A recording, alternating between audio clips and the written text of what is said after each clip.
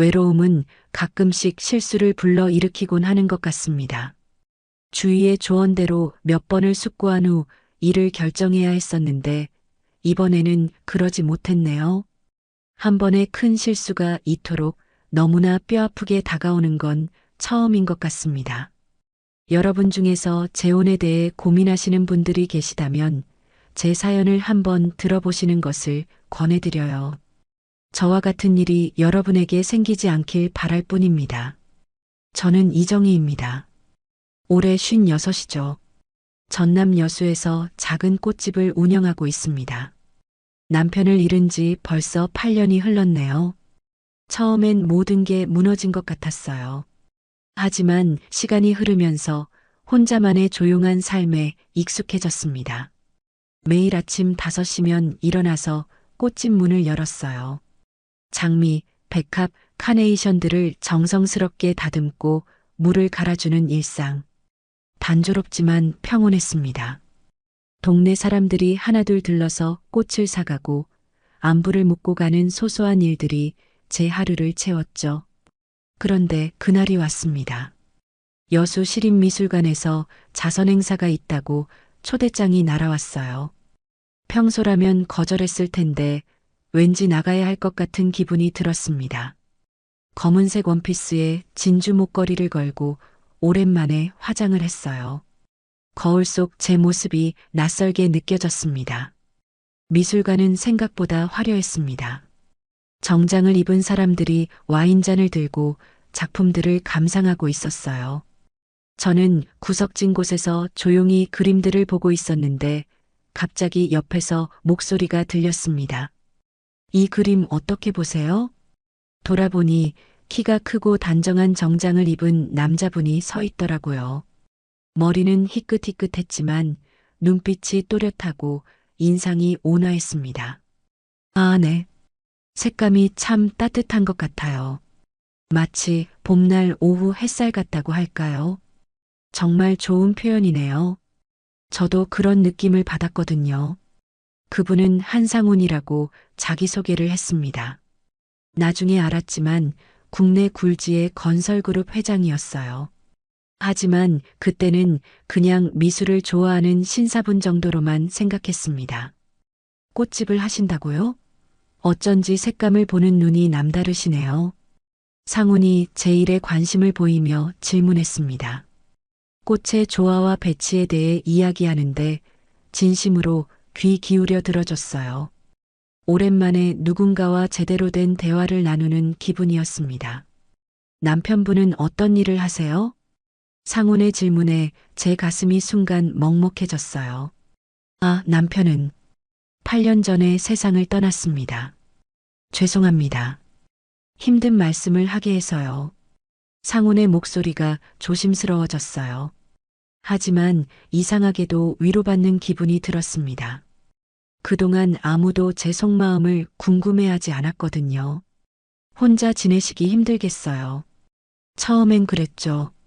하지만 이제는 괜찮습니다. 꽃들이 좋은 친구가 되어줘서요. 상훈이 고개를 끄덕였어요. 그 시선이 참 따뜻했습니다. 행사가 끝날 무렵 상훈이 조심스럽게 말을 꺼냈습니다. 실례가 안 된다면 다음에 시간 되실 때 커피 한 잔 어떨까요?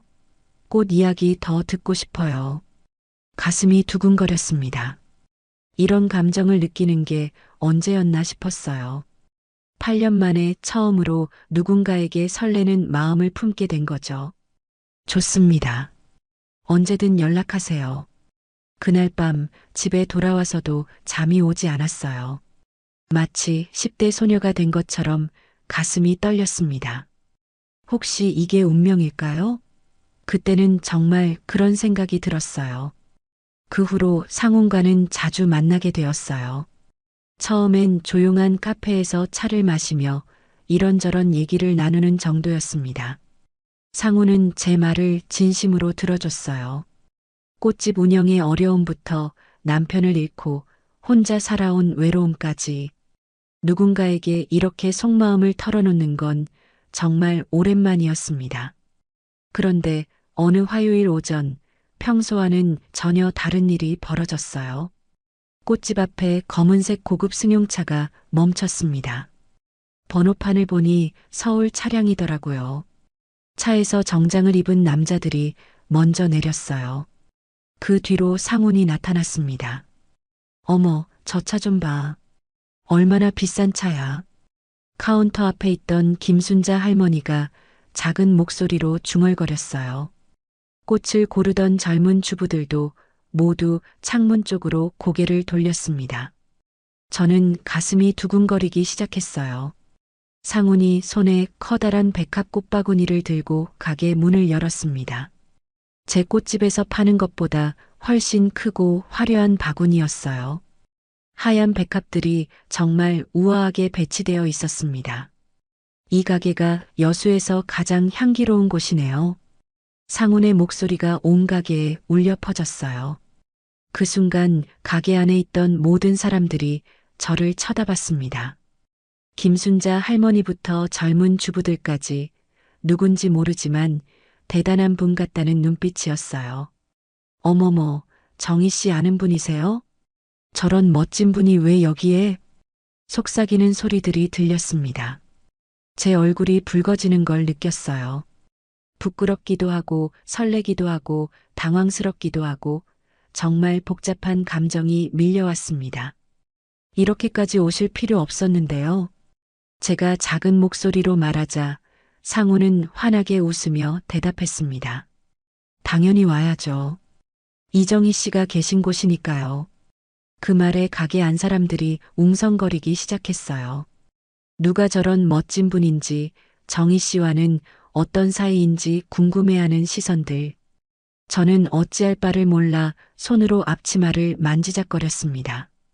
이 꽃들 정말 예쁘네요. 어디서 가져오신 거예요? 서울에서 특별히 주문했습니다.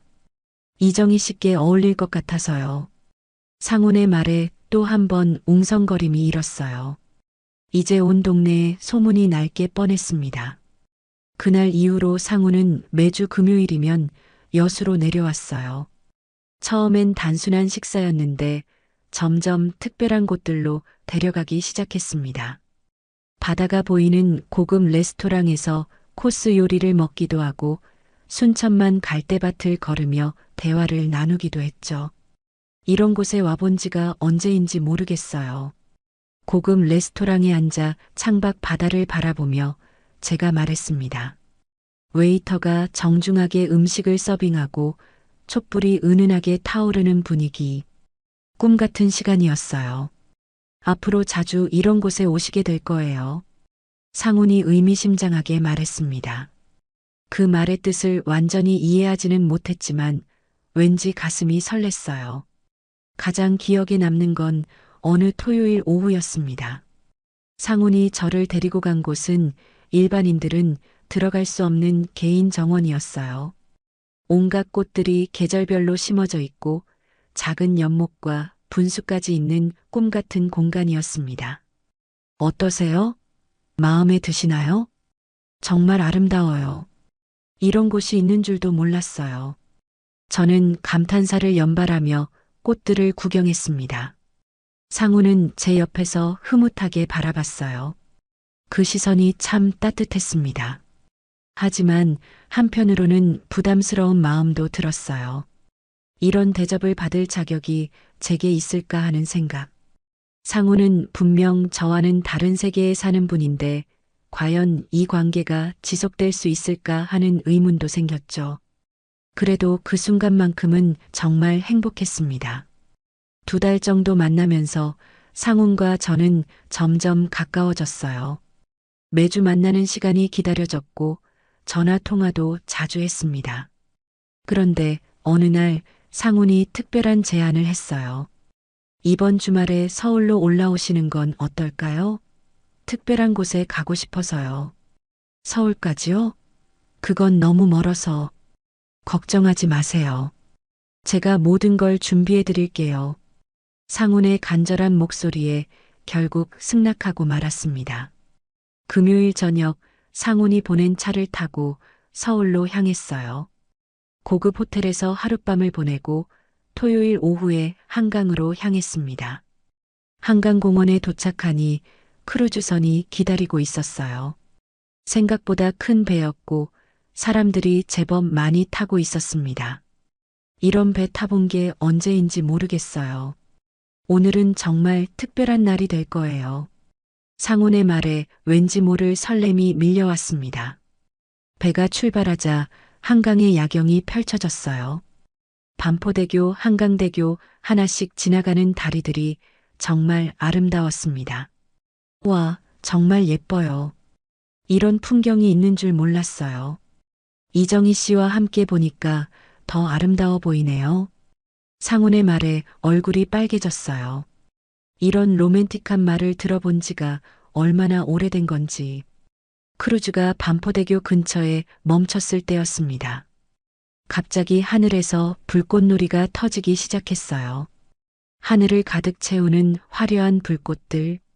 주변 승객들이 모두 감탄사를 내뱉었습니다. 어머, 불꽃놀이네요. 오늘 무슨 날인가요? 특별한 날이죠. 상훈이 제 손을 잡더니 갑자기 한쪽 무릎을 꿇었어요. 그리고 작은 상자를 꺼냈습니다. 상자를 열자 눈부신 다이아 반지가 나타났어요. 이정희 씨, 남은 생을 함께 해줬으면 합니다. 그 순간 시간이 멈춘 것 같았어요. 불꽃놀이는 계속 터지고 있었고 주변 사람들은 박수를 치기 시작했습니다. 어떤 아주머니는 어머, 프로포즈네 하며 소리를 질렀어요. 눈물이 주르륵 흘러내렸습니다. 이런 일이 제게 일어날 줄은 꿈에도 몰랐어요. 8년 동안 혼자 살면서 이런 순간이 다시 올 거라고는 상상도 못했거든요. 네, 좋습니다. 제가 대답하자 상훈이 일어나서 제 손가락에 반지를 끼워줬어요. 주변 사람들의 박수가 더 커졌고 축하한다는 말들이 쏟아졌습니다. 정말 영화 속 주인공이 된 기분이었어요. 그날 밤 호텔 로비에서 상훈이 말했습니다. 결혼 준비는 제가 모든 걸 맡을게요. 이정희 씨는 아무 걱정하지 마세요. 그래도 제가 해야 할 일들이 있을 텐데요. 신부는 예뻐지기만 하면 됩니다. 나머지는 다 제가 처리할게요. 며칠 후부터 정말 모든 게 준비되기 시작했어요. 상훈 회사의 직원들이 여수까지 내려와서 드레스 피팅부터 메이크업 테스트까지 다 해줬습니다. 예식장은 서울 시내 최고급 호텔로 정해졌고 신혼여행은 유럽 3주 코스였어요. 정희야, 이거 너무 성급한 거 아니야? 만난 지 겨우 몇 달밖에 안 됐잖아. 동네 친구 미숙이가 걱정스럽게 말했습니다. 재벌이라는 사람들이 다 똑같아. 조심해야 돼. 꽃집 단골 할머니도 은근히 경고했어요. 하지만 저는 확신했습니다. 상훈은 달라요. 정말 진심으로 저를 아껴주거든요. 상훈은 제가 만난 남자들과는 정말 달랐어요. 세심하고 배려심이 깊었고 무엇보다 저를 소중하게 대해줬습니다. 꽃집 일에 대해서도 관심을 가져주고 제 의견을 존중해줬어요. 결혼식 한 달 전 상훈이 말했습니다. 결혼하면 서울에서 살아야 해요. 괜찮으시죠? 꽃집은 어떻게 하죠? 다른 사람에게 맡기거나 정리하세요. 이제 그런 일 안 하셔도 됩니다. 잠깐 망설여졌지만 새로운 인생을 시작하는 거니까 당연한 일이라고 생각했어요. 상훈과 함께라면 어디든 행복할 것 같았거든요.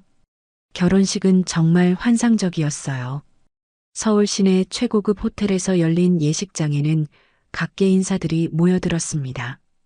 저는 꿈에서나 볼 법한 웨딩드레스를 입고 상훈과 함께 버질로드를 걸었어요. 그 순간만큼은 정말 세상에서 가장 행복한 여자 같았습니다. 신혼여행지는 제주도였어요. 상훈이 조용한 곳에서 둘만의 시간을 갖자며 선택한 곳이었습니다. 고급 리조트에서 머물며 제주의 아름다운 자연을 만끽할 수 있을 거라고 기대했어요. 첫날은 정말 완벽했습니다. 푸른 바다를 바라보며 산책하고 맛있는 해산물 요리를 먹으며 대화를 나눴어요. 상우는 여전히 다정했고 배려심이 많았습니다. 이틀째 되는 날, 우리는 성산 일출봉 근처의 작은 해변 카페에 갔어요. 바다가 한눈에 보이는 예쁜 카페였습니다. 파도 소리를 들으며 차를 마시고 있는데 상훈이 갑자기 일어났어요. 여기서 사진 찍으면 예쁠 것 같은데요. 기념사진 남겨요. 저도 좋다고 했죠. 오랜만에 행복한 모습을 사진으로 남기고 싶었어요. 바다를 배경으로 서니까 정말 멋진 풍경이었습니다. 자, 손은 이렇게 올리시고요. 상훈이 제 팔을 잡고 위치를 조정했어요. 고개는 조금 더 오른쪽으로 돌리세요. 그래요. 그 정도면 좋아요. 처음엔 더 예쁜 사진을 찍어주려는 배려라고 생각했어요. 하지만 계속 지시가 이어졌습니다. 표정이 너무 딱딱해요. 좀 더 자연스럽게 웃어보세요. 어깨는 내리시고 턱은 살짝 들어보세요. 아니에요. 그렇게 말고 이렇게요. 한 장의 사진을 찍는데 거의 10분이 걸렸어요. 상우는 제 포즈 하나하나를 세밀하게 조정했습니다. 처음엔 웃고 있었는데 점점 어색해지기 시작했어요. 이제 됐죠? 한 장 더 찍어요. 방금 것은 손 위치가 조금 이상해요. 결국 같은 자리에서 20장 넘게 사진을 찍었습니다. 저는 점점 피곤해졌어요. 자연스러운 모습을 찍는 게 아니라 마치 광고 촬영을 하는 기분이었거든요. 이제 카페 안으로 들어가서 커피 마셔요. 카페 안은 아늑하고 따뜻했어요. 메뉴판을 보니 원두 종류가 다양했습니다. 저는 평소 즐겨 마시던 아메리카노를 주문하려고 했어요. 아메리카노 하나 주세요. 제가 직원에게 말하는 순간 상훈이 끼어들었습니다. 아니요, 아내는 카페인에 약하니까 디카페인으로 주세요. 저는 깜짝 놀랐어요. 카페인에 약하다니 그런 말을 한 적이 없는데요. 아, 네. 디카페인 아메리카노로 하겠습니다. 직원이 대답하고 주문을 받으러 갔습니다. 저는 상훈을 바라봤어요. 나 아침엔 커피 꼭 마시는데 카페인 없으면 맛이 없어요. 건강을 위해 습관을 바꿔야죠. 카페인은 몸에 좋지 않아요. 상훈의 목소리가 단호했어요. 마치 제가 어린아이라도 되는 것처럼 말하는 톤이었습니다. 하지만 전 괜찮은데요. 지금까지 아무 문제 없이 마셨어요. 그게 문제예요. 몸에 안 좋은 걸 모르고 계속 드시고 있었던 거죠. 더 이상 말하면 분위기가 이상해질 것 같았어요. 신혼여행인데 괜히 다투고 싶지 않았습니다. 그래서 억지로 웃으며 넘어갔어요. 그럼 오늘부터는 디카페인으로 마셔볼게요. 하지만 마음속으로는 뭔가 이상했어요. 제가 뭘 마실지는 제가 정하는 거 아닌가요? 왜 상훈이 대신 결정하는 걸까요? 디카페인 커피가 나왔을 때 정말 밍밍하고 맛이 없었어요. 하지만 상훈 앞에서 그런 표정을 지을 수는 없었습니다. 어때요? 디카페인도 괜찮죠? 네, 좋아요. 거짓말이었어요. 전혀 좋지 않았습니다. 하지만 뭔가 다른 대답을 하면 안 될 것 같은 분위기였어요. 그날 밤 호텔로 돌아와서도 계속 그 일이 마음에 걸렸어요. 혹시 제가 예민하게 반응하는 걸까요? 상우는 제 건강을 걱정해서 그런 거겠죠. 하지만 왠지 모르게 기분이 이상했습니다. 아직은 신혼여행이니까 서로 맞춰가는 과정이라고 생각하려 했어요. 하지만 가슴 한편으로는 작은 의문이 싹트기 시작했습니다. 신혼여행을 마치고 서울로 돌아왔어요. 상훈의 집은 한남동에 있는 거대한 저택이었습니다. 정원만 해도 웬만한 공원 크기였고 집 안에는 방이 12개나 되었어요. 처음 들어갔을 때는 정말 궁전에 온 기분이었습니다. 어때요? 마음에 드시나요? 너무 크고 화려해서 제가 살기엔 금방 익숙해지실 거예요. 여기가 이제 이정희 씨 집이니까요. 하지만 익숙해지기는커녕 점점 더 어색해졌어요. 첫날 밤부터 뭔가 이상했거든요. 상훈이 작은 종이를 건네주더라고요. 내일 일정표예요. 미리 보시고 준비하세요. 일정표라니요? 종이를 펼쳐보니 정말 자세하게 적혀 있었어요. 오전 7시 기상, 오전 7시 30분 조식, 오전 9시 요가 수업, 오전 11시 미용실. 하루 종일 스케줄이 빽빽하게 짜여 있었습니다. 심지어 몇 시에 뭘 먹을지까지 정해져 있었어요. 이걸 다 해야 하나요? 부인의 품격을 위해서요. 재벌 회장 부인이 아무렇게나 지낼 수는 없잖아요. 상훈의 말에 일리가 있다고 생각했어요. 저도 이제는 달라져야겠죠.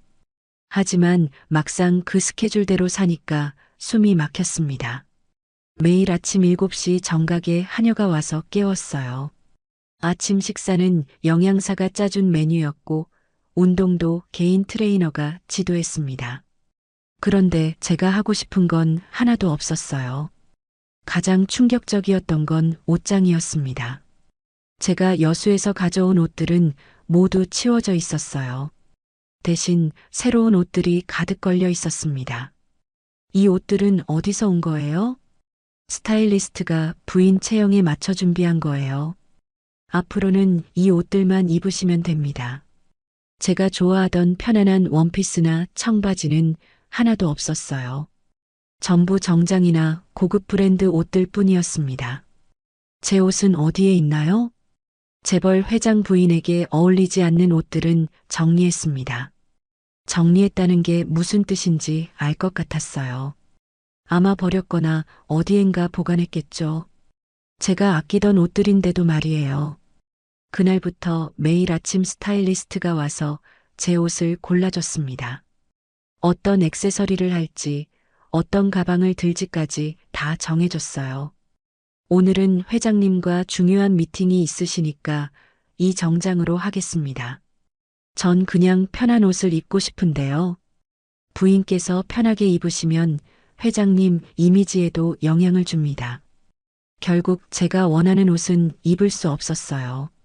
매일 남이 정해준 옷을 입고 남이 정해준 스케줄대로 움직였습니다. 일주일쯤 지났을 때였어요. 여수에 있는 친구 미숙이에게서 전화가 왔습니다. 정희야, 어때? 신혼생활 재밌어? 응, 좋아. 근데 바빠서 죽겠어. 그럼 이번 주말에 내가 서울로 놀러 갈까? 오랜만에 만나자. 정말 반가웠어요. 친구와 만나서 속 시원하게 이야기하고 싶었습니다. 좋아, 그래. 언제 올래? 하지만 상훈에게 이야기했을 때 반응이 달랐어요. 이번 주말은 안 되겠어요. 중요한 모임이 있거든요. 그럼 다음 주는 어때요? 다음 주도 스케줄이 있고, 당분간은 힘들 것 같네요.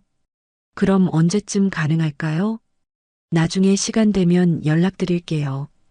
결국 미숙이와 만나는 일은 무산됐어요.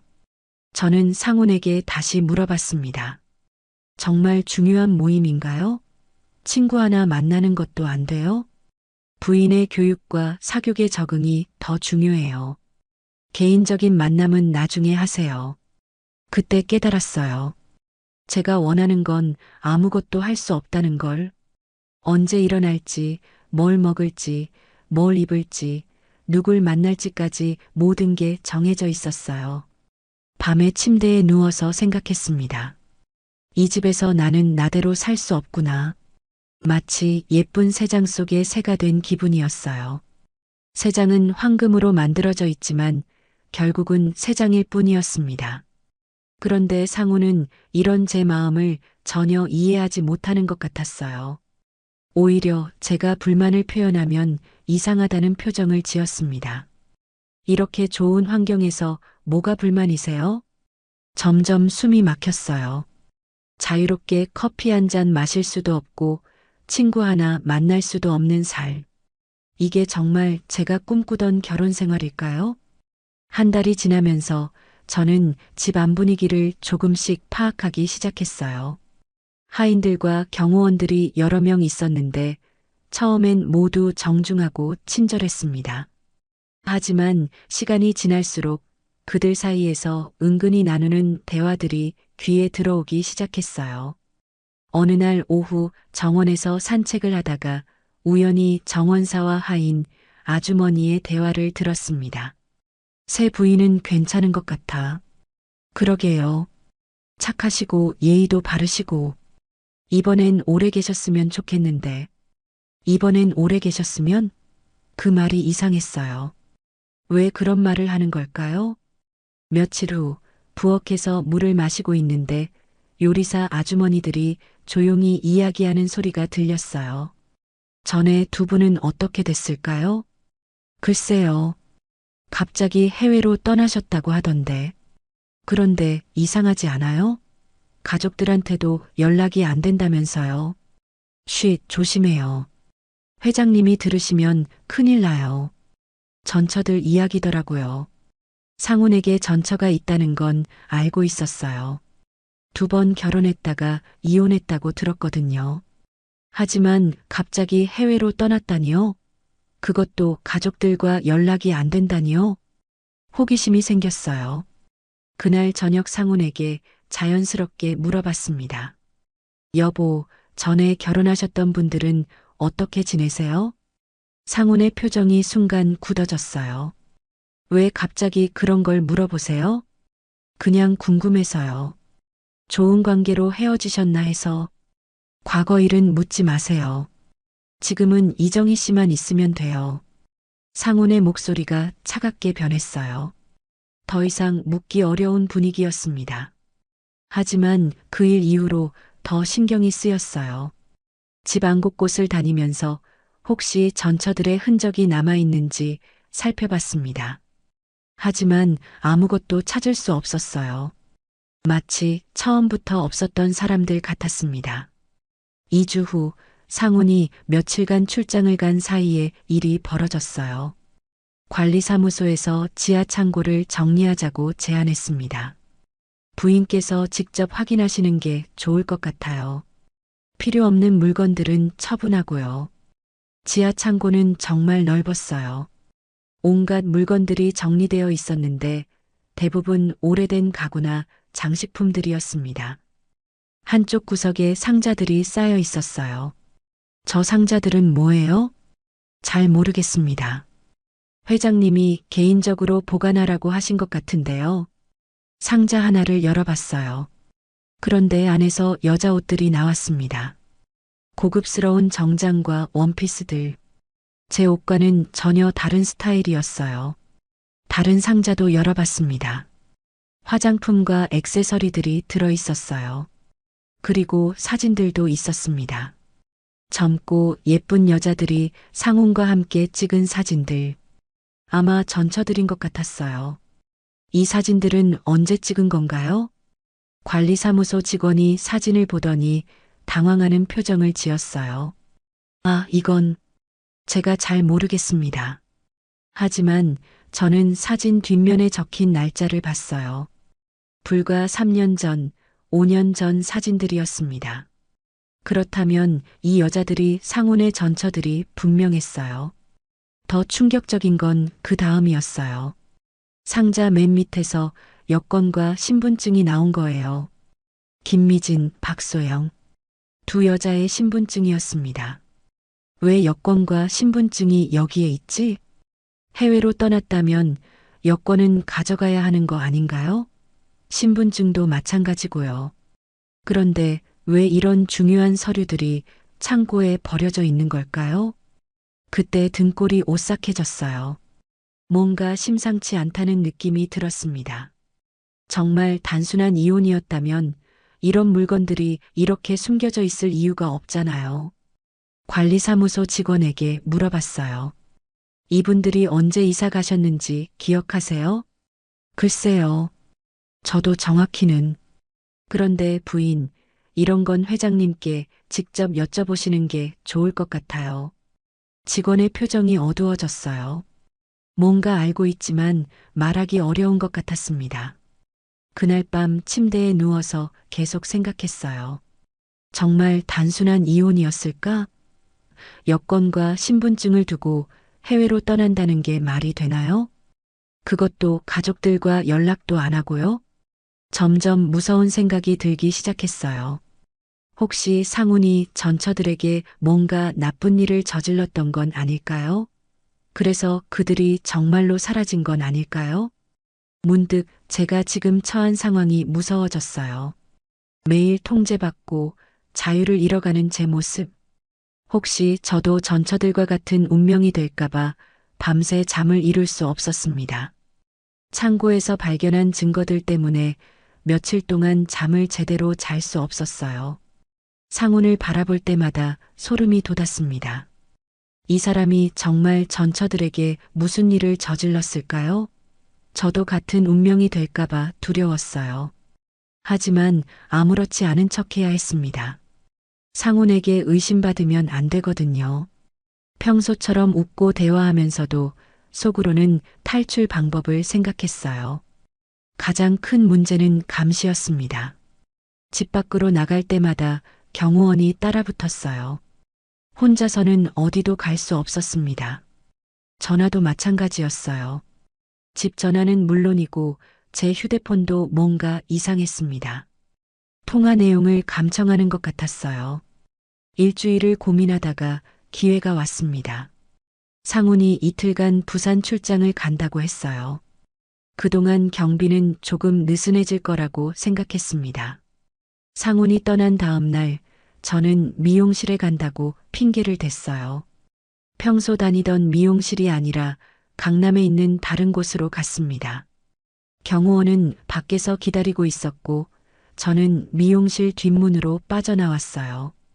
급하게 택시를 타고 여수에서 올라온 지인 연희를 만났습니다. 연희는 제가 여수에서 꽃집을 할 때부터 알고 지낸 사이예요. 미리 연락해서 서울 어느 조용한 카페에서 만나기로 했었거든요. 정희야, 무슨 일이야? 목소리가 이상하더라. 연희가 걱정스러운 표정으로 물어봤어요. 저는 지금까지 있었던 일들을 차근차근 이야기했습니다. 통제당하는 일상부터 창고에서 발견한 전처들의 물건까지 모든 것을요. 정말 그런 일이 있었어? 연희의 얼굴이 창백해졌어요. 그리고 잠시 생각하더니 충격적인 말을 했습니다. 정희야, 혹시 박소영이라는 이름 들어봤어? 네, 신분증에서 봤어요. 상훈의 전처 중 한 명인 것 같던데. 소영이는 내 대학 동기야. 3년 전에 갑자기 연락이 끊어졌어. 연희의 말에 심장이 멈추는 것 같았어요. 정말요? 그럼 소영 씨가 해외로 떠났다는 건 거짓말일 가능성이 높아. 소영이는 해외여행도 싫어하던 애였거든. 게다가 가족들이 찾아도 연락이 안 된다니까. 연희가 더 무서운 말을 했어요. 정희야, 그 사람 절대 쉽게 놓아주지 않을 거야. 소영이도 결혼 후에 이상하다고 전화한 적이 있어. 자유가 없다고, 감시당한다고. 등골이 서늘해졌어요. 제가 지금 겪고 있는 일과 똑같잖아요. 어떻게 해야 해요? 지금 당장 도망쳐야 해. 그리고 법적으로 대비해야 하고. 연희가 변호사를 소개해줬어요.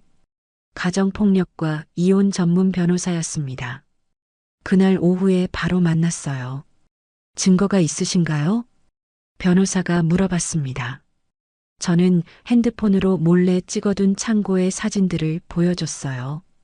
전처들의 신분증과 여권, 개인 물품들 사진이었습니다. 이건 정말 심각한 문제네요.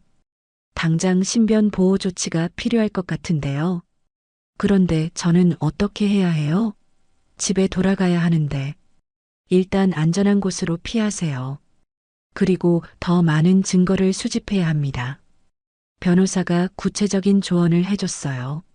녹음기를 주면서 상훈과의 대화를 녹음하라고 했습니다. 그리고 집안에서 더 많은 증거를 찾아보라고 했어요. 하지만 무엇보다 안전이 우선이에요. 위험하다고 느끼면 즉시 연락하세요. 미용실로 돌아갔을 때 경호원은 아직 차에서 기다리고 있었어요. 다행히 제가 없었던 걸 모르는 것 같았습니다. 그날 밤 상훈이 돌아왔을 때도 평소처럼 행동했어요. 하지만 속으로는 계획을 세우고 있었습니다. 증거를 더 모으고 적절한 때에 탈출해야겠다고요. 며칠 후 기회가 왔어요. 상훈이 일주일간 해외 출장을 간다고 했습니다. 저는 건강검진을 받으러 강원도에 있는 요양병원에 간다고 핑계를 댔어요. 혼자 가시겠어요? 경호원을 보낼까요? 아니에요. 조용히 쉬고 싶어서요. 며칠 있다가 올게요. 상우는 별 의심 없이 허락했어요. 아마 제가 도망칠 용기도 없고 갈 곳도 없다고 생각했을 거예요. 강원도 산골의 작은 펜션에 도착했을 때 처음으로 숨을 쉴 수 있었어요. 감시받지 않는 자유로운 공간. 정말 오랜만이었습니다. 그곳에서 변호사와 연희와 계속 연락을 주고받으며 구체적인 계획을 세웠어요. 이제 반격할 시간이었습니다.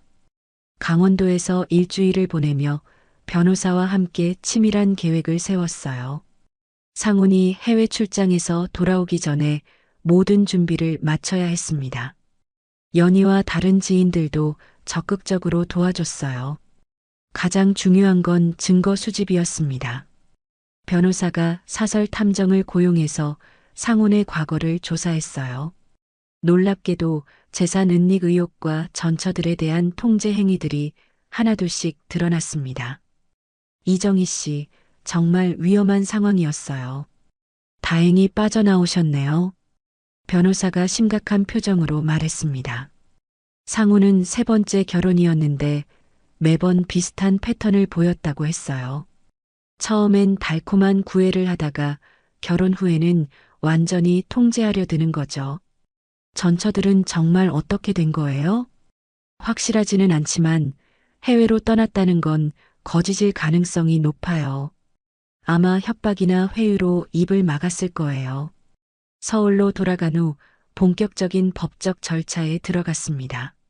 상훈은 제가 갑자기 이혼 소송을 제기한 걸 알고 크게 당황했어요. 이정희 씨, 뭔가 오해가 있는 것 같은데요. 대화로 해결해요. 상훈이 달래려 했지만 저는 단호했습니다. 대화할 게 없어요. 이미 변호사를 통해 모든 걸 진행할 거예요. 재판이 시작되자 상황은 예상보다 빠르게 진행됐어요. 상훈 측에서 이미지 실추를 우려해서 언론에 알려지기 전에 합의하자고 나온 거죠. 재산 분할과 위자료를 합쳐서 50억 원을 드리겠습니다. 대신 이 일이 밖으로 알려지지 않게 해주세요. 상훈의 변호사가 제안했어요. 50억이라니 상상도 못한 큰 돈이었습니다. 하지만 저에게는 돈보다 자유가 더 중요했어요. 좋습니다. 하지만 조건이 있어요. 앞으로 절대 저에게 접근하지 마세요. 그리고 전처들에 대한 진실도 밝혀야 해요. 마지막 재판날 상훈과 마주쳤을 때 그의 얼굴이 많이 변해 있었어요. 자신감 넘치던 모습은 온데간데 없고 초라해 보였습니다. 이정희 씨, 정말 후회하게 될 거예요. 저만큼 잘해줄 사람은 없을 텐데. 그 잘해준다는 게 감시하고 통제하는 거였나요? 저는 그런 사랑 원하지 않아요. 그렇게 6개월간의 악몽 같은 결혼 생활이 끝났습니다.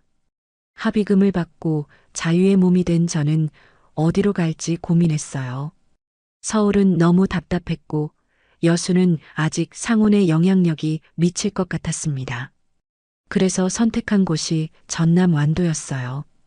바다가 보이는 작은 마을에 해안가 카페를 열었습니다. 꽃집과 카페를 함께 운영하는 복합 공간이었어요. 매일 새벽 5시면 일어나서 꽃들을 정리하고 커피를 준비합니다. 아무도 저에게 뭘 하라고 지시하지 않아요. 제가 원하는 대로 제가 좋아하는 일을 할 수 있습니다. 첫 손님이 왔을 때의 기분을 잊을 수 없어요.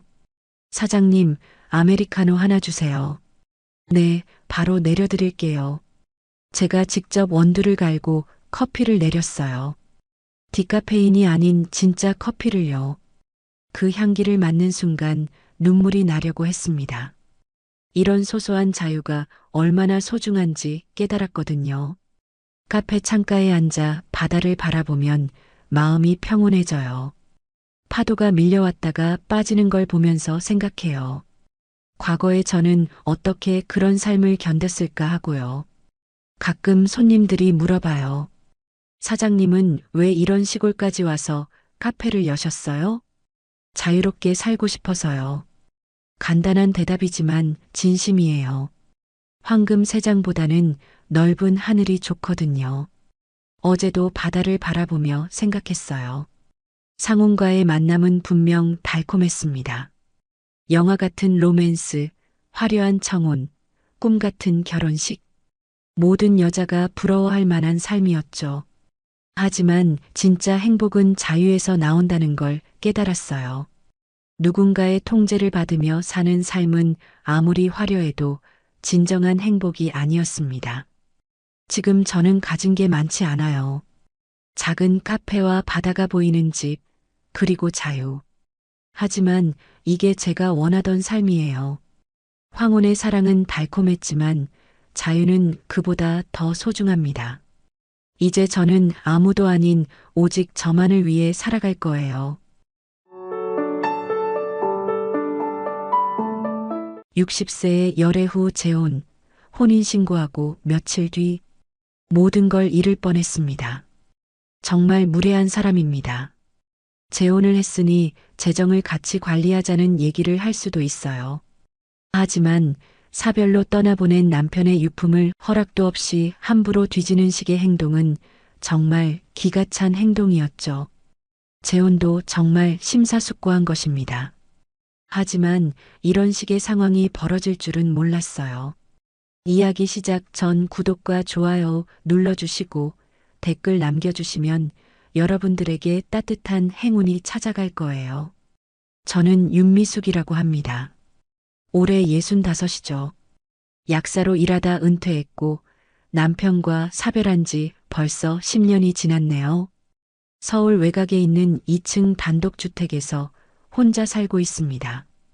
아들은 미국으로 이민을 갔고 딸은 제주에서 살고 있어요. 연락은 가끔씩 오죠. 명절에도 이제는 혼자예요. 사실 처음엔 괜찮다고 생각했습니다. 혼자 사는 게 편하기도 했거든요. 누구 눈치 안 보고 내 마음대로 살 수 있잖아요. 그런데 시간이 지나면서 뭔가 달라지더라고요. 특히 1층 세입자까지 이사를 간 후로는 집이 너무 조용해졌어요.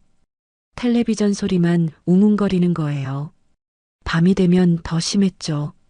아무 소리도 안 나는 집에서 혼자 앉아 있으면 이상하게 울적해지더라고요.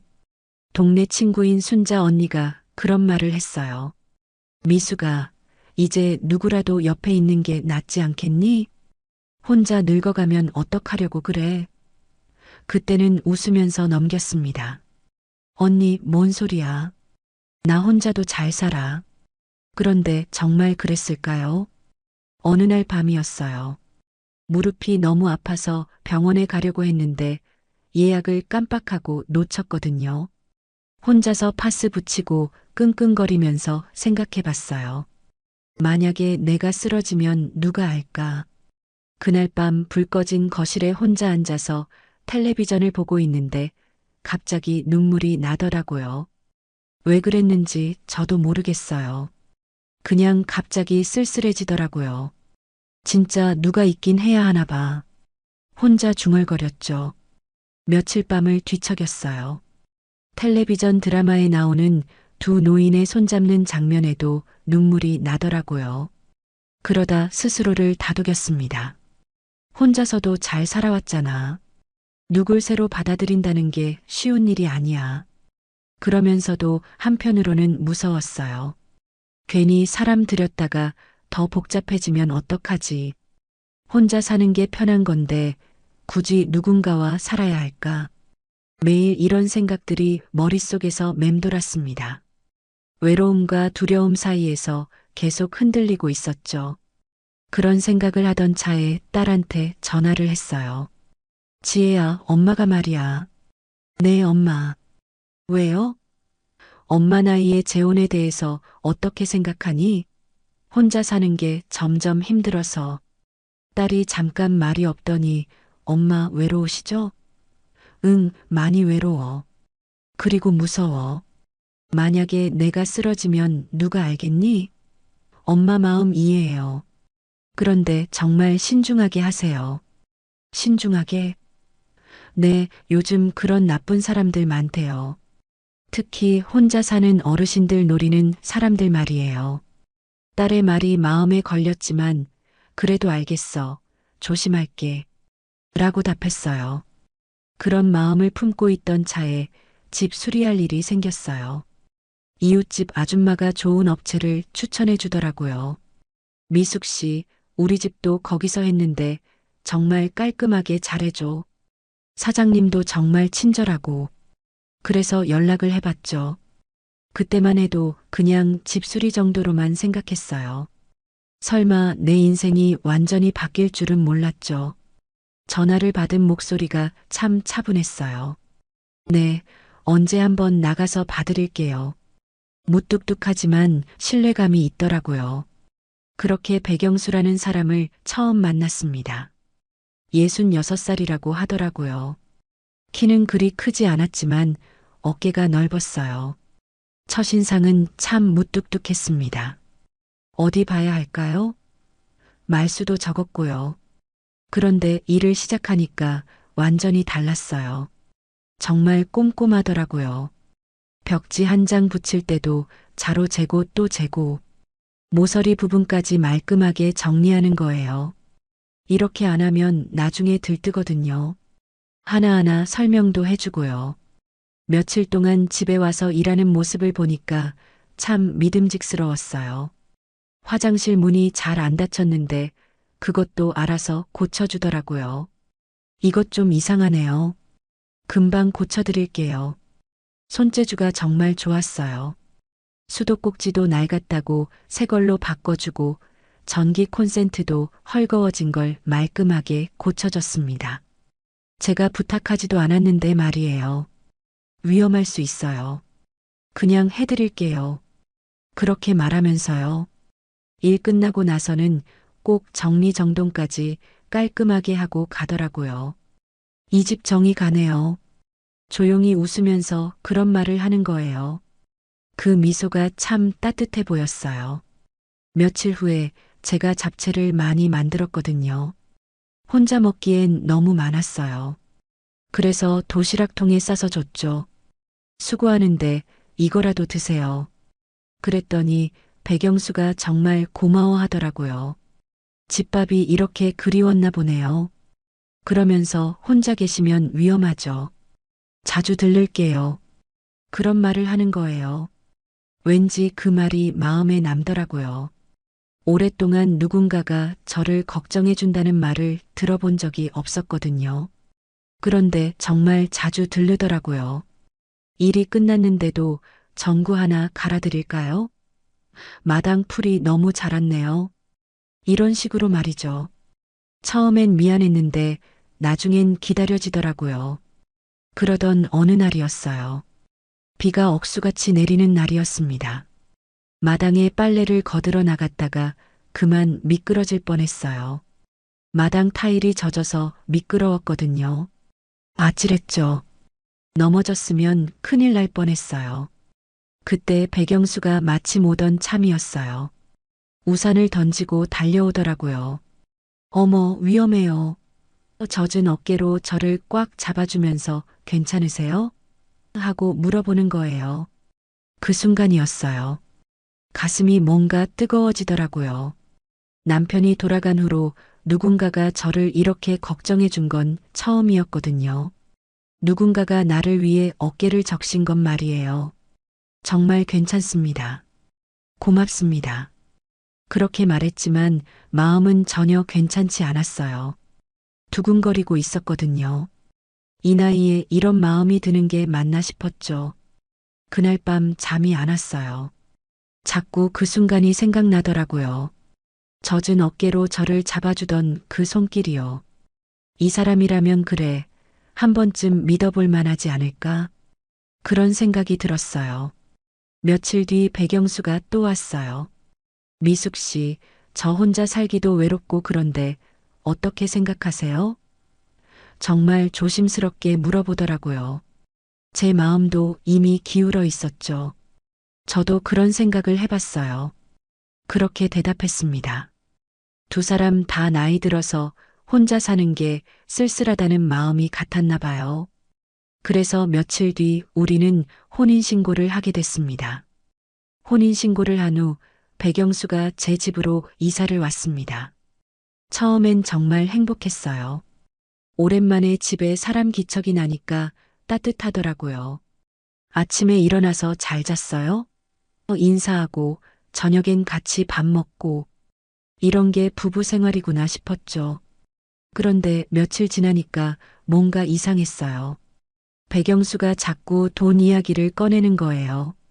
미숙 씨, 공과금이 좀 많이 나오네요. 전기료, 가스료 고지서를 들여다보면서 그러더라고요. 그래요? 예전부터 이 정도였는데.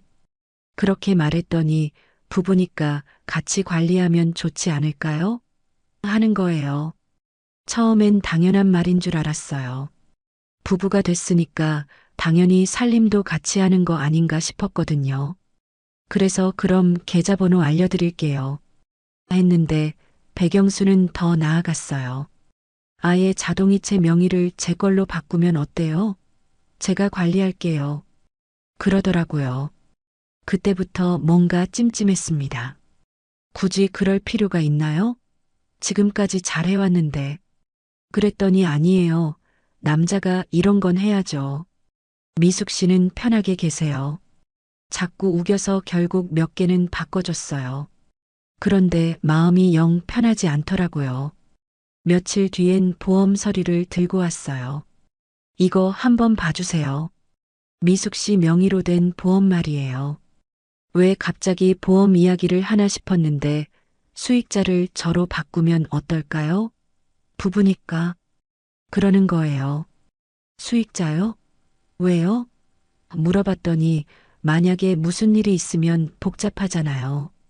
미리 정리해두는 게 좋죠. 그렇게 말하면서 펜까지 내미는 거예요. 뭔가 이상했어요. 결혼한 지 일주일도 안 됐는데 벌써 이런 이야기를 하다니. 좀 급한 것 같은데요. 천천히 생각해 보죠. 그랬더니 백영수 표정이 살짝 굳어지더라고요. 부부 사이에 뭘 그렇게 따져요.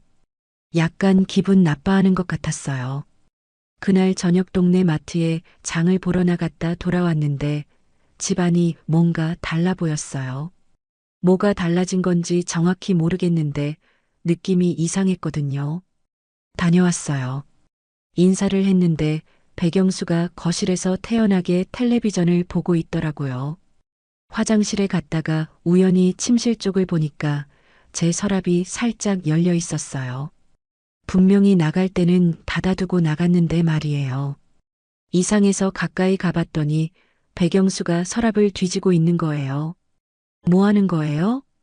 깜짝 놀라서 물어봤더니 백영수는 전혀 당황하지 않더라고요. 아, 미숙 씨.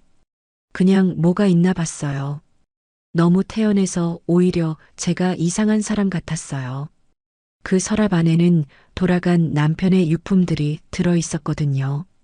시계, 손편지, 사진 몇 장. 제가 가장 소중히 간직하고 있는 것들이었어요. 왜 남의 서랍을 마음대로 여세요? 목소리가 떨렸어요. 남의 서랍이요? 우리 부부인데 뭐가 남의 서랍이에요. 그러면서 시계를 만지작거리더라고요. 이거 좋은 시계네요. 얼마 정도 할까요? 그 순간 등줄기에 소름이 돋았어요. 그건 건드리지 마세요. 서랍을 확 닫아버렸어요. 백영수는 씩 웃으면서 예민하네요. 그냥 궁금해서 본 건데. 그렇게 말하고 나가버렸어요. 그날 밤 잠이 안 왔어요. 이 사람이 뭘 찾고 있는 걸까? 돈이 목적인가? 아니면 다른 뭔가가 있는 건가? 결혼한 지 일주일 만에 이런 생각을 하게 될 줄은 몰랐어요.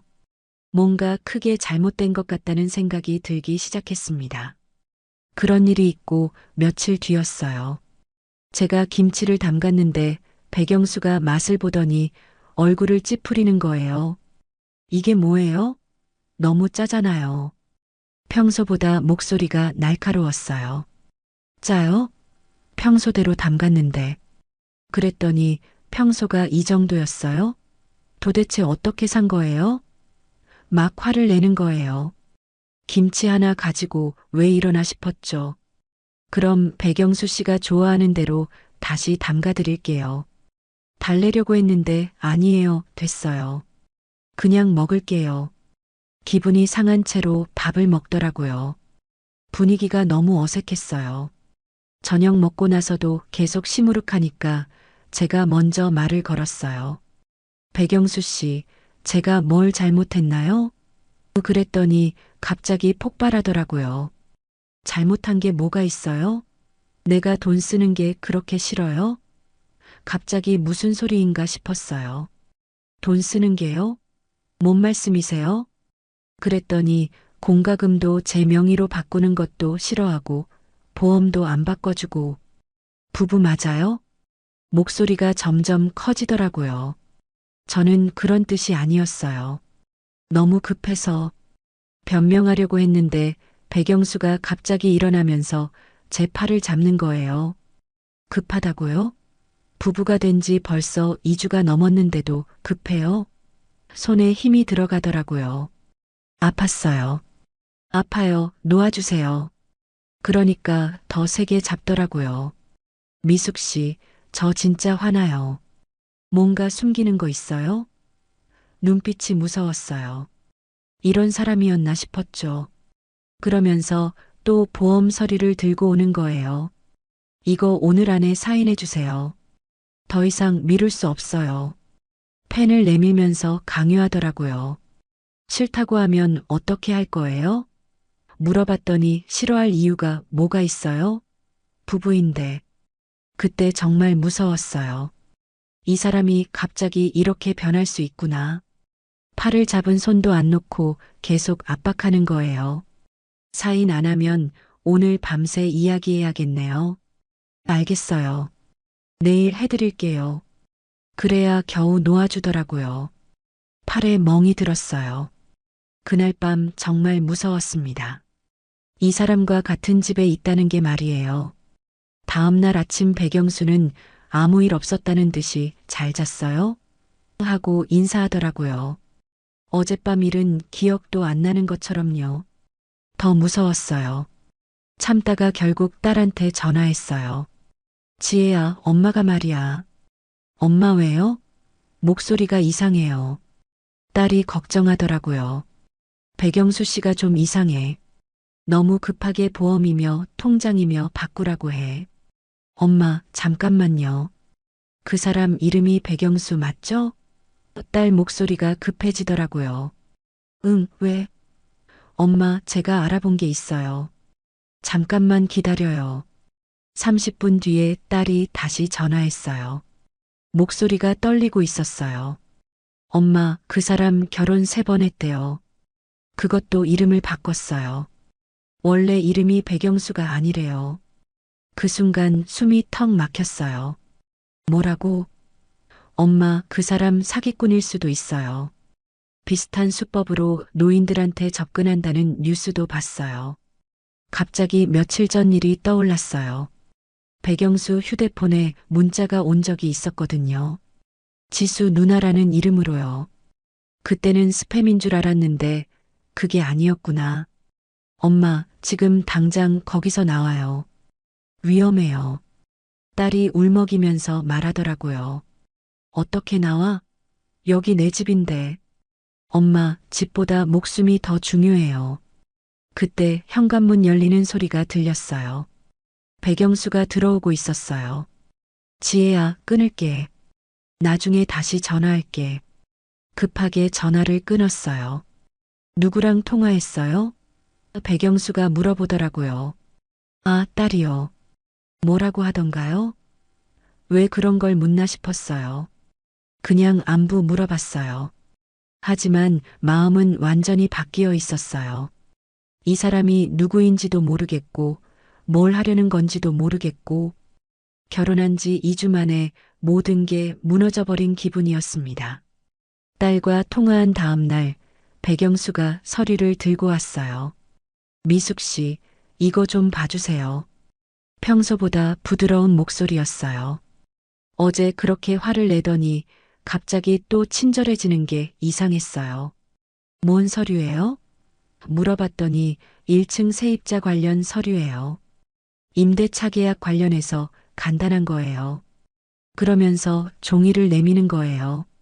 한 장짜리 종이였는데 글씨가 작아서 잘 안 보이더라고요. 이건 뭐라는 서류예요? 세입자가 바뀌면서 보증금 관련해서 서명이 필요한 거래요. 집주인 동의서 같은 거예요. 그렇게 설명하니까 그럴듯하더라고요. 실제로 1층에 새 세입자가 들어올 예정이었거든요. 그럼 제가 읽어보고요. 그랬더니, 급한 거예요. 오늘 안에 처리해야 해서 재촉하더라고요. 읽어봐야 알죠. 그러니까 복잡한 내용 아니에요. 그냥 집주인이 동의한다는 내용이에요.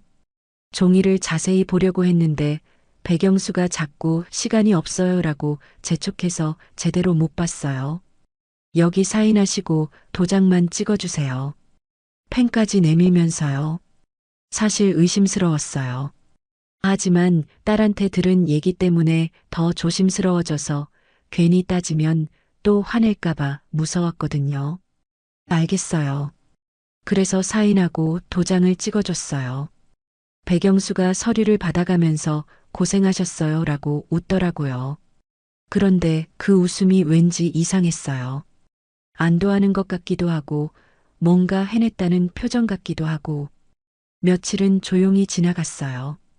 백영수도 별다른 말 없이 지내더라고요. 그래서 안심하고 있었는데 일주일 뒤에 집 전화가 왔어요.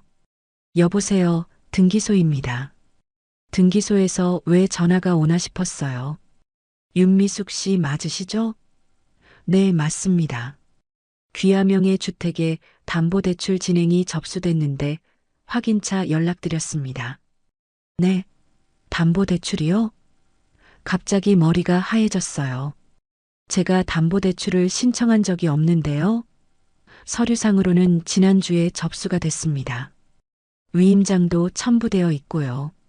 위임장이요? 제가 위임장을 준 적이 없는데요.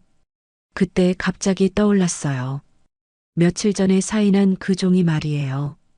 혹시 세입자 관련 서류가 아니라 위임장이었나요?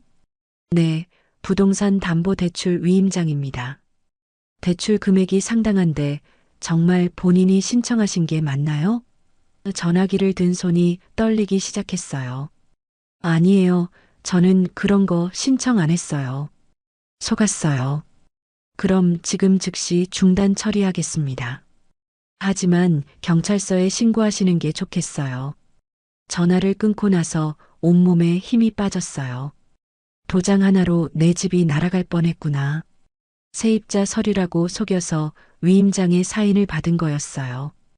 그제야 완전히 깨달았습니다. 이 남자는 처음부터 계획적으로 접근한 거였어요. 따뜻하게 대해주고 고쳐주고 도와주는 척하면서 결국 목적은 내 집이었던 거죠. 날 훔치러 들어온 거였구나. 혼자 중얼거렸어요. 사랑한다고 외롭다고 같이 살자고 했던 모든 말들이 거짓말이었던 거예요. 그때 현관문이 열리는 소리가 들렸어요. 백영수가 들어오고 있었어요. 어떻게 해야 할지 모르겠더라고요. 모른 척 해야 할까? 아니면 따져 물어야 할까? 백영수는 평소처럼 다녀왔어요 라고 인사했어요. 하지만 제 눈에는 완전히 다른 사람으로 보였어요. 처음 만났을 때 그 따뜻했던 미소도 젖은 어깨로 저를 도와줬던 그 순간도 모두 연기였던 거예요. 미숙 씨, 왜 그래요? 안색이 안 좋네요. 걱정하는 척하는 목소리도 이제는 소름 끼쳤어요. 아니에요, 괜찮아요. 겨우 대답했지만 마음은 이미 무너져 있었어요. 그날 밤 잠을 못 잤어요. 옆에서 자고 있는 배경수를 보니까 무서웠어요. 이 사람이 또 뭘 할지 모르겠고, 언제까지 이런 식으로 속일 건지도 모르겠고, 하루빨리 이 상황에서 벗어나야겠다고 생각했습니다. 다음 날 아침 더 이상 참을 수 없었어요. 배경수가 출근 준비를 하고 있을 때 말을 꺼냈습니다. 배경수 씨, 우리 이혼해요. 조용히 말했는데 손이 떨리고 있었어요. 배경수가 멈춰서더니 돌아봤어요. 갑자기 무슨 소리예요? 이렇게 살 수 없어요. 서로 안 맞는 것 같아요.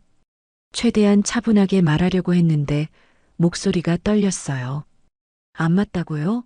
뭐가 안 맞는다는 거예요? 목소리가 점점 높아지더라고요.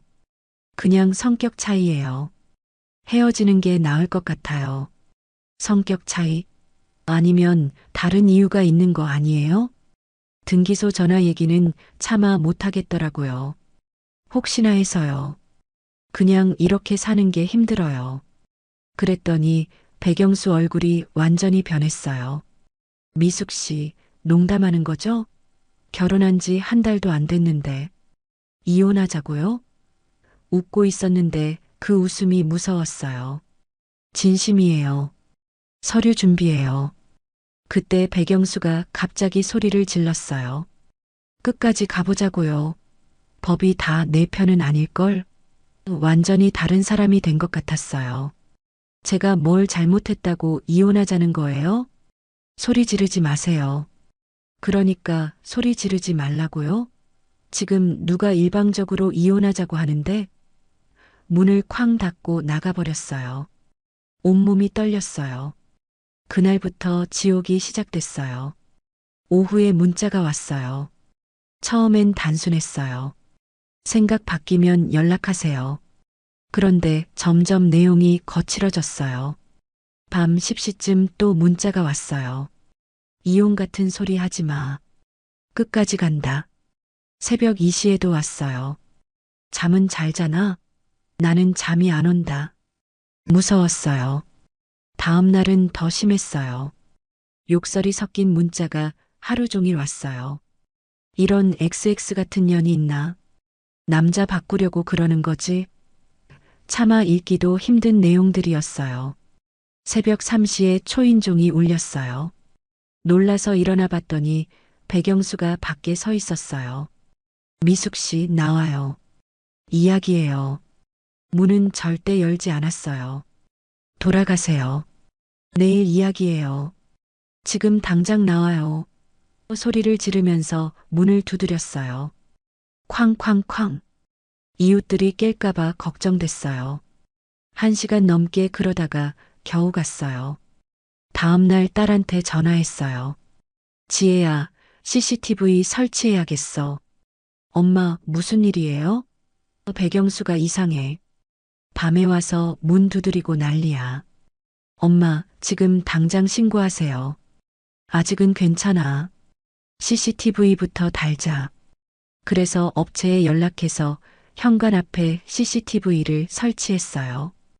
휴대폰 녹음 앱도 깔았고요. 그날 밤에도 왔어요. 새벽 1시였어요. 초인종을 누르고 문을 두드렸어요. 이번엔 녹음을 시작했어요. 미숙 씨, 왜 이러는 거예요? 나와서 이야기해요. 돌아가세요. 경찰 부를 거예요. 그랬더니 경찰이요? 우리 부부인데 경찰이 뭘 해요? 웃으면서 말하는데 소름 끼쳤어요. 며칠 뒤에는 낮에도 왔어요. 마침 이웃집 아줌마와 이야기하고 있었는데 배경수가 나타났어요. 미숙 씨, 왜 피해요? 피하는 게 아니라 끝났다고 했잖아요. 그때 배경수가 이웃집 아줌마한테 말했어요. 아줌마, 이 여자가 갑자기 이혼하자고 해요. 이상하지 않아요? 나를 이상한 사람으로 만들려고 하는 거였어요. 미숙 씨가 그럴 리 없는데요. 아줌마가 제 편을 들어줘서 다행이었어요. 배경수는 화가 난 표정으로 갔어요. 그날 저녁 CCTV를 확인하다가 깜짝 놀랐어요. 백영수가 전화 통화하는 장면이 찍혀 있었거든요. 소리는 안 들렸지만 입모양을 보니까 제 얘기를 하고 있는 것 같았어요. 다음 날 또 CCTV를 보니까 이번엔 소리가 들렸어요. 이 여자 바보라서 쉽다니까. 몇 번만 더 압박하면 포기할 거야. 핸드폰으로 누군가와 통화하는 거였어요. 그 순간 온몸에 소름이 돋았어요. 제가 바보라고 쉽다고 말하고 있었던 거예요. 처음부터 끝까지 저를 우습게 본 거였구나. 몇 번만 더 압박하면 포기할 거야. 그 말이 계속 머릿속에 맴돌았어요. 절대 포기하면 안 되겠다고 생각했어요. 이대로 당하고만 있을 순 없었어요. 법적으로 대응해야겠다고 결심했습니다. 더 이상 참을 수 없었어요. 딸한테 전화했습니다. 지혜야, 엄마 도와줘. 법적으로 뭔가 해야겠어. 엄마, 제가 내일 올라갈게요. 같이 법률구조공단에 가요. 다음 날 딸이 올라왔어요. 제 모습을 보더니 깜짝 놀라더라고요. 엄마, 완전히 야위셨네요. 얼마나 힘드셨어요. 거울을 보니 정말 초췌해져 있었어요. CCTV 영상을 딸한테 보여줬어요. 백영수가 문을 두드리고 소리 지르는 장면, 그리고 전화 통화하는 장면까지요. 이 여자 바보라서 쉽다니까라는 말을 들은 딸이 화를 냈어요. 엄마, 이게 사람이에요? 완전히 계획적인 사기범이잖아요. 그러게. 처음부터 속았구나. 녹음된 문자 내용도 다 보여줬어요. 딸이 읽어보더니 이건 협박이에요. 범죄예요. 법률구조공단에 갔어요. 변호사가 자료들을 보더니 이 정도면 충분히 승소 가능성이 있습니다라고 했어요. 혼인 무효 소송과 접근금지 가처분을 동시에 신청하겠습니다. 혼인 무효요? 네, 사기에 의한 혼인이라서 무효 사유에 해당합니다. 처음부터 재산을 노린 기망혼이었으니까요. 변호사 말을 듣고 나니 조금 안심됐어요. 며칠 뒤 법원에서 임시 접근금지 명령이 나왔어요. 백영수는 제게 100m 이내로 접근하면 안 되고 연락도 금지됐어요. 그날 밤 처음으로 푹 잤어요. 하지만 백영수는 포기하지 않았어요. 직접 오지는 못하니까 다른 사람을 보내더라고요. 미숙 씨가 잘못 생각하고 있다면서 중재하려는 사람들이 왔어요. 아니에요. 더 이상 상관없어요. 단호하게 거절했어요. 그런 사람들한테도 CCTV 영상을 보여줬어요. 이런 사람과 어떻게 살라는 거예요? 그러고 나서야 포기하더라고요. 재판 준비하면서 이웃들한테도 도움을 요청했어요. 동네 아줌마들이 증인으로 나서겠다고 했어요. 미숙 씨, 우리가 다 봤어요. 그 남자가 얼마나 이상했는지. 밤마다 와서 소리 지르고, 낮에도 와서 괴롭히고, 우리가 다 증언해 줄게요. 정말 고마웠어요. 혼자가 아니라는 생각이 들었어요. 재판 당일이었어요. 법정에 들어가니까 백영수가 앉아 있었어요. 처음 보는 건 아니었지만 법정에서 보니까 완전히 낯선 사람 같았어요. 백영수는 끝까지 부인했어요. 사랑해서 결혼했는데 갑자기 이상한 소리를 한다면서요. 하지만 증거가 너무 많았어요. 위임장 사기건, CCTV 영상, 문자 내용, 이웃들 증언까지. 백영수 변호사도 할 말이 없어 보였어요. 이건 명백한 사기 혼인입니다라고 우리 변호사가 말했어요. 이웃집 아줌마가 증인으로 나왔어요. 그 남자가 밤마다 와서 문 두드리고 소리 질렀어요. 미숙 씨가 얼마나 무서워했는지 몰라요. 생생하게 증언해 주더라고요. 백영수는 계속 억울하다는 표정이었어요. 하지만 녹음된 통화 내용이 결정타였어요. 이 여자 바보라서 쉽다니까라는 말이 법정에 울려 퍼졌어요. 그때 백영수 얼굴이 창백해졌어요. 더 이상 변명할 수 없었죠. 판사도 이는 명백한 사기 혼인으로 판단됩니다라고 했어요. 결국 승소했어요. 혼인 무효 판결과 함께 백영수는 즉시 퇴거 명령을 받았어요. 손해배상도 받게 됐고요. 법정을 나오는데 다리에 힘이 풀렸어요. 백영수는 마지막까지 째려보고 갔어요. 무서웠지만 이제 법적으로 보호받을 수 있으니까 안심이 됐어요. 법원 앞 계단에 앉아서 딸과 함께 울었어요. 엄마, 정말 고생 많으셨어요. 늦게라도 벗어나서 다행이야. 그렇게 중얼거렸어요. 처음부터 이상했는데 왜 그때 깨닫지 못했을까? 엄마, 그때는 외로우셨으니까요. 나쁜 사람이 그걸 이용한 거예요. 딸이 제 어깨를 토닥여줬어요. 집으로 돌아가는 길에 생각했어요. 정말 위험한 상황이었구나. 만약 포기했다면 집까지 빼앗겼을 거예요. 끝까지 포기하지 않길 잘했다는 생각이 들었습니다. 재판이 끝나고 집에 혼자 돌아왔어요. 백영수가 가져간 짐들을 치우고 나니까 집이 예전처럼 조용해졌어요. 하지만 예전과는 뭔가 달랐어요. 저녁을 차리면서 생각했어요. 몇 달 전만 해도 이 고요함이 그렇게 무서웠는데 지금은 오히려 평온하더라고요. 혼자 차린 밥상이지만 마음은 편안했어요. 밥을 먹으면서 창밖을 봤어요. 마당에 있는 감나무에 새 둥지가 하나 있더라고요. 언제 만들어진 건지 모르겠지만 작은 새 한 마리가 열심히 드나들고 있었어요. 저 새도 혼자 사는구나. 그렇게 생각하니까 웃음이 나왔어요. 혼자라고 해서 외로운 건 아니구나. 오히려 자유롭고 평화로울 수도 있는 거구나. 딸이 전화했어요. 엄마, 괜찮으세요? 혼자 계시는 거 무섭지 않아요? 응, 괜찮아.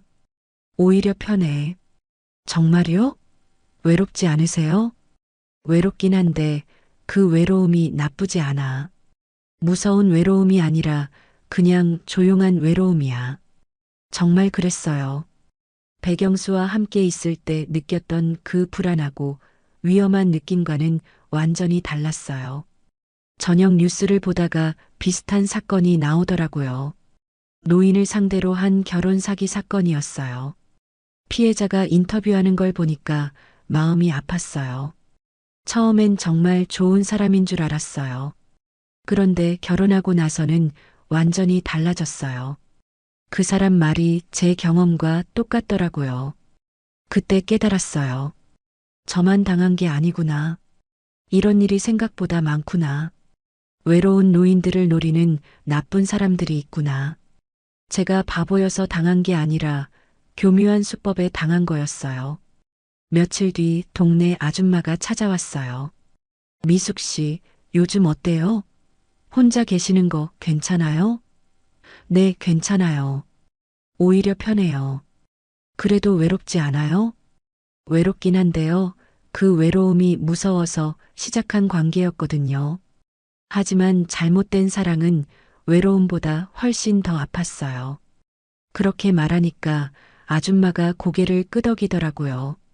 맞아. 잘못된 사람과 함께 있는 것보다 혼자 있는 게 나을 때가 있지. 그래서 이제는 혼자가 편해요. 무서운 혼자가 아니라 평온한 혼자예요. 아들이 미국에서 전화했어요. 엄마, 그 사람 일로 많이 힘드셨죠? 응, 힘들었지. 하지만 이제 괜찮아. 엄마 혼자 계시는 거 걱정돼요. 걱정하지 마. 엄마가 이제 더 똑똑해졌어. 다시는 그런 사람한테 속지 않을 거야. 정말 그런 자신이 있었어요. 이번 일로 많이 배웠거든요. 그래도 누군가 좋은 사람 만나시면 좋겠어요. 천천히 생각해 볼게. 하지만 이제는 조심할 거야. 다정하다고 따뜻하다고 너무 쉽게 마음 주지 않을 거야. 그날 밤 잠자리에 들면서 생각했어요. 처음 백영수를 만났을 때가 떠올랐어요. 비 오는 날 젖은 어깨로 저를 도와줬던 그 순간에 마음을 빼앗겼었죠. 하지만 이제 알아요. 진짜 따뜻함과 가짜 따뜻함의 차이를 말이에요. 진짜 사랑은 급하지 않아요. 서두르지도 않고 뭔가를 요구하지도 않죠. 며칠 뒤 마트에서 장을 보는데 어떤 할아버지가 말을 걸어오더라고요. 혼자 사세요? 예전 같았으면 당황했을 텐데 이제는 침착했어요. 네, 혼자 살아요. 외롭지 않으세요? 외롭긴 하지만 괜찮아요. 그리고 카트를 밀고 그냥 갔어요. 더 이상 외로움을 메우려고 서두르지 않아요. 집에 와서 저녁을 준비하면서 웃었어요. 예전에는 혼자 밥 먹는 게 그렇게 서글펐는데 이제는 오히려 자유로워요. 내가 먹고 싶은 걸 먹고 내가 하고 싶은 대로 해요. 창밖 감나무를 보니까 새가 또 와 있더라고요. 혼자지만 열심히 살고 있는 모습이 예뻤어요. 저도 그 새처럼 살고 싶어요. 혼자지만 단단하게, 외롭지만 당당하게. 이제는 알아요. 외로움이 무서워서 잘못된 선택을 하면 안 된다는 걸. 혼자여도 괜찮아요. 진짜 좋은 사람이 나타나면 그때 천천히 마음을 열어볼게요. 하지만 절대 서두르지는 않을 거예요. 50대 가정부와 결혼한 70대 대물 재벌 회장님의 사랑. 회장님, 무서우면 더 가까이 와도 돼요. 우리는 자연스럽게 서로의 몸에 기대었어요. 그리고 침실로 올라가 마음을 확인했죠. 회장님의 몸은 생각보다 단단했어요. 저는 지난 시절 잊고 있었던 젊은 날의 감각들이 되살아나는 느낌이었어요. 이런 느낌이 계속되었으면 하는 느낌이 들었어요. 이야기 시작 전 구독과 좋아요 눌러주시고 댓글 남겨주시면 여러분들에게 따뜻한 행운이 찾아갈 거예요. 제 이름은 김서연입니다. 올해 48살이죠. 불과 2년 전만 해도 저는 카페 체인점 3호점까지 운영하는 꽤 잘 나가는 사장이었습니다.